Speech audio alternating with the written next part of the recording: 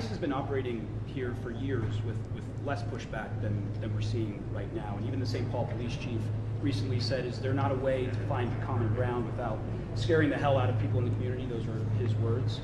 And I just wonder, with this Operation Metro Surge, is any part of it meant to send a form of political message to the leaders here in Minneapolis and the state of Minnesota? And I know you talked about you've been in touch with the governor's offices and the mayor's offices, but why have you not been able to speak to them directly?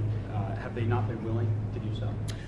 Well, look, I have spoken to some of the people in Minnesota directly. I spoke to some of them today. I've spoke to others in the past. And again, our staff has been in very direct contact with pretty much every official with any influence or any power in Minneapolis. But no, we're not trying to send a political message. We're trying to enforce the law. And unfortunately, what has happened is that as we've enforced the law, there's been this weird reaction, again, unique to this city. This is not a common thing across the United States of America. There's been a very unique, very Minneapolis-specific reaction to our enforcement of federal immigration laws. What I'm trying to do here today is understand why that is. What is it about Minneapolis that has become so chaotic? What are the specific types of cooperation that we need? Look, I don't need Tim Walz or Jacob Frey or anybody else to come out and say that they agree with J.D. Vance or Donald Trump on immigration. I just don't need that.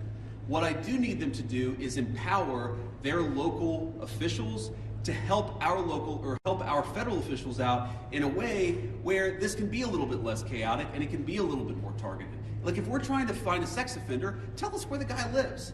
Simple things like that, simple changes in how they're approaching immigration enforcement would make this work a lot better. It would make Minneapolis' streets a lot safer, and it would make this whole thing a lot less traumatic for this community. I'll take one more question.